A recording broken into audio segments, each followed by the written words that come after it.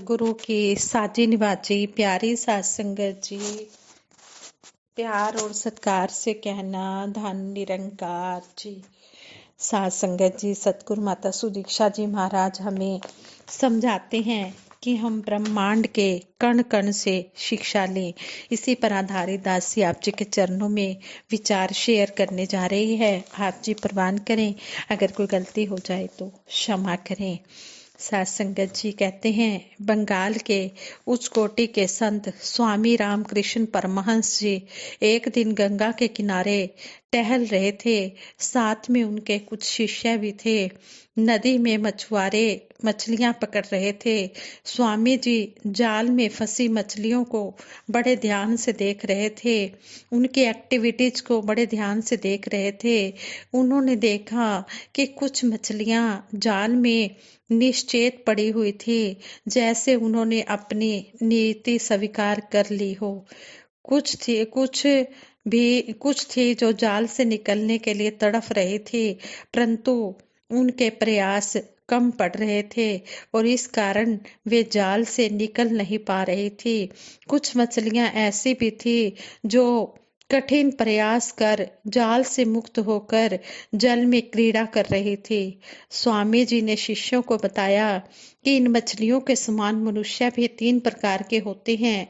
कुछ ऐसे होते हैं जो संसारिक माया जाल में फंसने के बाद निकलने के लिए कोशिश नहीं करते हैं। कुछ दूसरे व्यक्ति भवसागर के बंधनों से मुक्त तो होना चाहते हैं, परंतु उनके प्रयास इतने नहीं होते कि उसके बंधन को तोड़ सकें।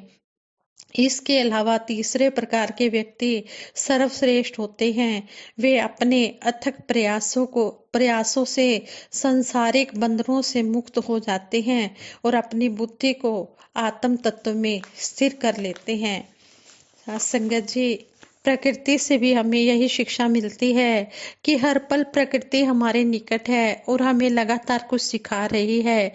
पशु परिंदे हों या अन्य जीव जंतु, सभी को देखकर लगता है कि इनसे कितना कुछ सीखा जा सकता है, सीख कर आगे बढ़ा जा सकता है। बालकनी में रखे दो मिट्टी के छोटे छोटे बर्तन, जिनमें से एक में पानी और दूसरे में अनाज के दाने, हर सुबह बहुत से पक्षियों को कुछ इस तरह बुलाते हैं जैसे कह रहे हों कि आ जाओ, नाश्ता लग गया है। क्योंकि ये बालकनी रसोई से जुड़ी हुई है, तो हर सुबह घर के अंदर का नजारा और बाहर बालकनी का नजारा लगभग एक जैसा ही होता है। दोनों ही तरफ मानो काम पर जाने की जल्दी हो, पर समय के साथ एक बहुत बड़ा अंतर जो इंसानों और इन छोटे छोटे जीवों के बीच हमने महसूस किया है, वो ये कि जब तक पक्षी दाना चुगते हैं, तब तक हर दाने पर इनकी निगाह बारीकी से टिकी होती है और एक बार तृप्ति हो जाने के बाद जब ये छोटे छोटे परिंदे, छोटे छोटे पक्षी अपनी उड़ान के लिए तैयार होते हैं, तो ऐसा लगता है कि दुनिया भर का आत्मविश्वास इन्होंने अपने अंदर समेट लिया हो। कितने आश्वस्त, कितने निश्चिंत, मानो जानते हो कि इन पंखों को ताकत देने वाला हर समय इनके साथ है। एक बेपरवाही के साथ ऊंचाई छूने की कोशिश करने का आनंद इनकी हर उड़ान से झलकता है, जैसे कि उस पल में सारा जीवन जी लेना चाहते हो। वही इंसान की फितरत ये कि कितना भी पूरा हो, इसे अधूरा लगता है। और दूसरी खास बात इन परिंदों की है समय की पाबंदगी। हर शाम सूर्यास्त होते समय अपने घोंसलों की तरफ इनकी वापसी देख ये हैरानी होती है कि हम इंसानों ने समय देखने के लिए बेशक महंगी घड़ी या मोबाइल फोन्स अपने पास रखे हों, पर समय की पाबंदी और अनुशासन कोई इन पक्षियों से सीखे। सिर्फ पक्षी ही क्यों, निरंकार की बनाई हर रचना हमें कुछ ना कुछ शिक्षा लगातार दे रही होती है। जैसे कि किस तरह इन सुंदर सुंदर फूलों ने सारी धरती की सुंदरता की जिम्मेदारी अपने नाजुक से कंधों पर ले रखी है।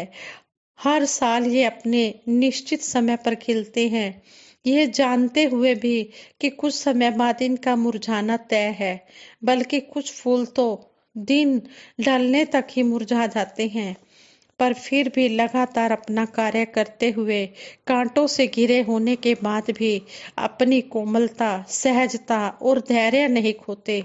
अक्सर हम अपने अनुचित व्यवहार को अपने वातावरण के पीछे उसी समय छिपा लेते हैं कि फलां व्यक्ति ने तलखी दिखाई तो मुझे भी गुस्सा आ गया, लेकिन ये फूल पत्तियां कहाँ जाएं?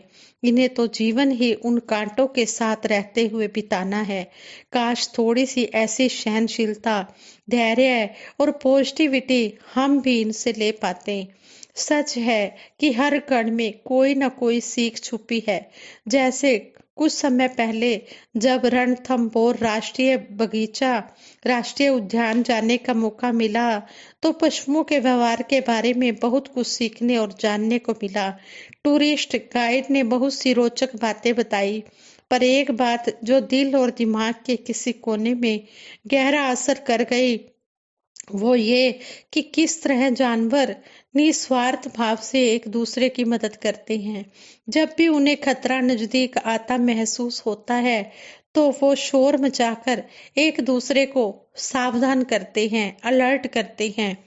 पेड़ की ऊंचाई पर बैठा बंदर भला शेर से क्यों डरेगा, या आसमान में उड़ते पक्षियों का बाग क्या बिगाड़ लेगा, लेकिन फिर भी शिकारी जानवरों से दूसरे कमजोर जानवरों को सतर्क रहने के लिए ये पूरी ताकत से शोर मचाकर उन्हें खुद को सुरक्षित करने का भरपूर प्रयास करते हैं। भाषा बोली का ऐसा अलग रूप देखने को मिला, जहाँ सिर्फ निस्वार्थ भाव और परोपकार है और इसके अलावा कुछ भी नहीं। हम मनुष्यों के पास भाषाओं और शब्दों की शायद कमी ना हो, पर उस पल महसूस हुआ शायद ऐसा निस्वार्थ और दूसरों का भला चाहने वाला भाव थोड़ा और हमारे हिस्से में आ जाता तो बात ही कुछ और होती। प्रकृति के अनेकों आयाम हैं और हर आयाम के अंदर अनंत शिक्षाएं छिपी हुई हैं। कभी कभी तो ऐसा लगता है कि शायद एक जीवन भी कम है सीखने के लिए, पर इस बात का सुखद पहलू ये भी है कि हमारा सफर ही कहाँ इस जन्म से शुरू होता है, ये भी तो ना जाने कितने सैकड़ों वर्षों से चला आ रहा होगा। ये तो असीम कृपा है सतगुरु माता सुदीक्षा जी महाराज की, जो जीवन को एक सही दिशा देकर उसकी दशा सुधारने का विवेक बख्श रहे हैं और सही रास्ता दिखा रहे हैं। इसी विवेक के आधार पर ब्रह्म ज्ञान का सहारा लेकर हमें तो बस सीखते जाना है, अपना सुधार करते जाना है और सतगुरु की शिक्षाओं पर अमल कमाना है। साथ संगत जी, ये जो हम विचार सुनते हैं, पढ़ते हैं, हमने इनको अपने अमल में भी लाना है, कर्म में भी ढालना है, तभी बात बनने वाली है। दासी से विचार करते हुए बहुत सी गलतियां हुई होंगी, उन गलतियों के लिए आप जी क्षमा कर देना। दासी सभी के भले की कामना करते हुए सिमरन करवाएगी। सभी ने मिलकर सिमरन में साथ देना है। तू ही निरंकार मैं तेरी शरण हाँ, मैनू बख्श लो। तू ही निरंकार मैं तेरी शरण हाँ, मैनू बख्श लो। तू ही निरंकार मैं तेरी शरण हाँ, मैनू बख्श लो। तू ही निरंकार मैं तेरी शरण हाँ, मैनू बख्श लो।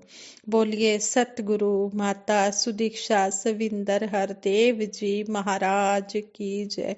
निरंकारी राजमाता गुरु बचन अवतार की जय। साथ संगत जी प्रेम से कहना धन निरंकार जी।